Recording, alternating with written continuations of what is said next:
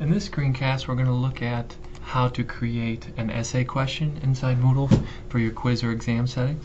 I'm already within the question bank, and of course you can get here through once you've created a quiz body, you click on the quiz's name and then you can go into edit, and that'll drop you into the question bank. I've also already taken the liberties of creating a subcategory, which is done through the categories box here, which is another tutorial to see how to do that. And as you can see, here's my parent folder, and the subfolder I've created is essay. So we're going to go to essays, and notice there's a 1 behind it. That's because I've already created one. And you can see down here that I've already created one question inside this. If this is your first time, this will be blank, so don't panic if you see blank down here. If it's your first time creating a question, that's fine, but every time you create a question in this subcategory, that's how it'll appear.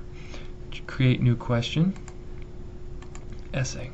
Now, to note, and we're now inside the area that says adding essay. Something to note inside this setting is that an essay question is a free response text area where students can enter large blocks of text in response. Okay, these questions are not scored by the computer, and you will need to grade each one manually. So you have to go in and manually grade them. You can't set any kind of specific parameters or response to it. So the top is where you could change your category if you wish. We're going to leave it there. The question name will be I don't know, cats and dogs. And again, the naming convention here is more for you, the instructor, to keep track of your questions. So use something that is conventional or for you that makes it easy to keep track. Now here's where you're actually going to pose the question. So be as descriptive or as detailed as you'd like for the student, because this is where the question will come from. You can insert images in here. You can create links so they can come back. You can do quite a few things.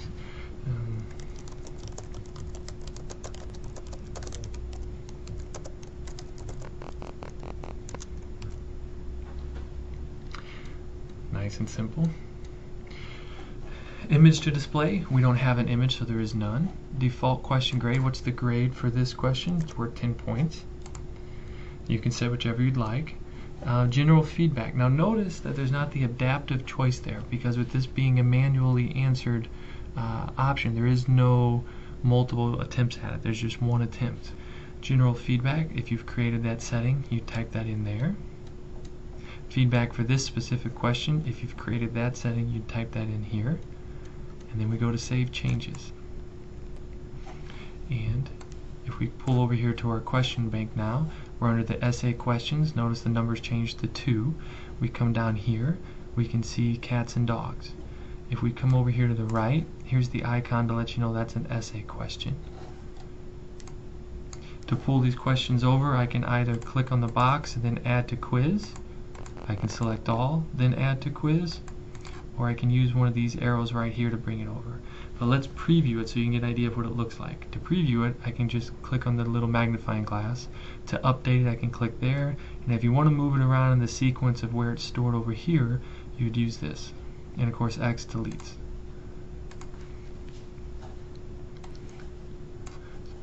So in the next little pop-up window, preview cats and dogs, that's the name we gave it. Quiz, test quiz, that's the category we're in. Do you prefer a cat or a dog? Why? And here's the text box that the students would then be able to use. And notice they have a full WYSIWYG up here as well, as far as what they can do with their answer. So if we close that out, let's go ahead and add this to the quiz by clicking on this. Now if I bring you over here to the questions in the quiz, you'll see cats and dogs, and you can change the order of it by moving it up and down with these arrows. Here's the type to let you know the little icon. It's worth 10 points. We've changed the total now up 10. And over here you have the option to view it, to update it, and to move it back into the question bank and to remove it from the quiz. But I'm going to save it, and now it's embedded.